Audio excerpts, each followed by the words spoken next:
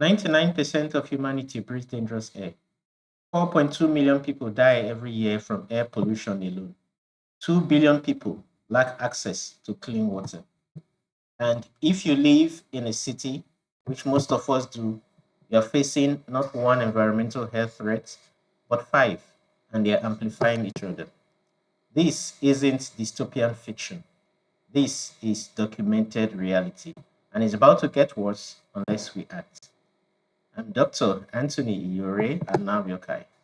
On this channel, we decode global health, one evidence-based insight at a time. Quick reminder, everything we discuss is educational content based on peer-reviewed research. This is not personal medical advice. For health concerns, consult qualified healthcare professionals in your area. Let's get to it.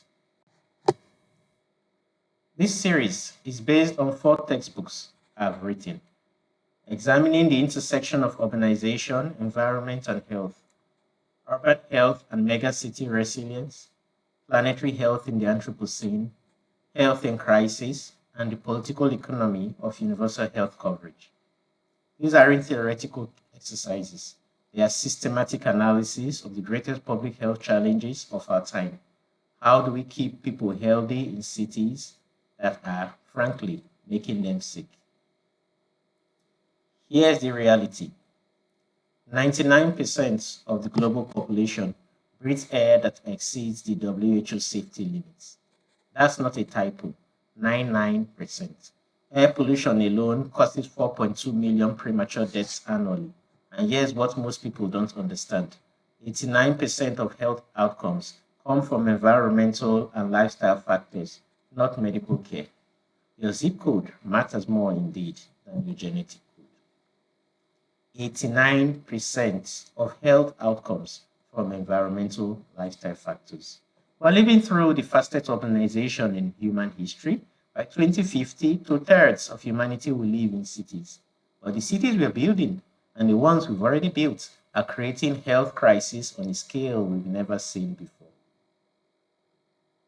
As usual, we begin with a quote.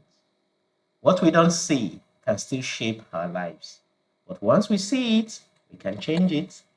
So, what exactly are these threats? Let me outline them.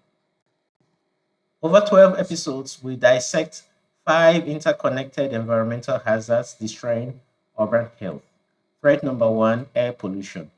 Microscopic particles from traffic and industry entering your bloodstream, increasing cardiovascular risk by 16% for every 10 micrograms per cubic meter of PM 2.5. Low and middle income countries bear 89% of the death burden.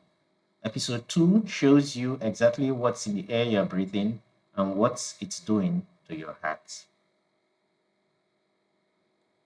Threat number 2: water and sanitation crisis. 1.4 million preventable deaths every year because people don't have clean water or adequate sanitation. 2 billion people globally. 88% of child diarrhea mortality occurs in populations without proper wash access.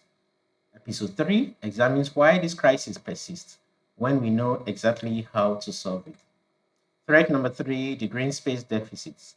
Cities without parks aren't just aesthetically unpleasant, they are destroying mental health and amplifying physical disease. Access to green space provides mental health benefits equivalent to a 2% reduction in unemployment. Episode 4 shows the data. Threat number 4: waste management collapse.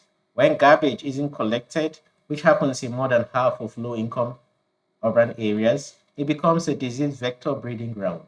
Mosquitoes, rodents, flies, all transmitting disease.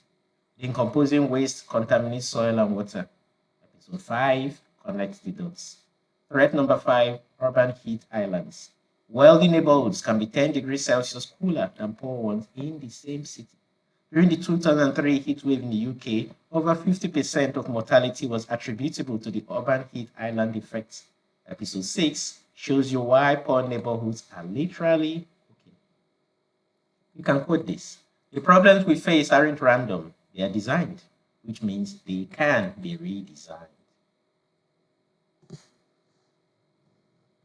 But it's not all crisis. There's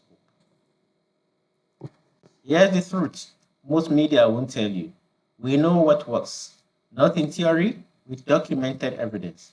Air quality regulations have increased life expectancy by 15% in cities that implemented them. Green infrastructure, parks, urban forests, green roofs, reduces heat mortality by 10% for every 10% increase in tree canopy. Community-led sanitation programs cut waterborne disease by 30 to 50%.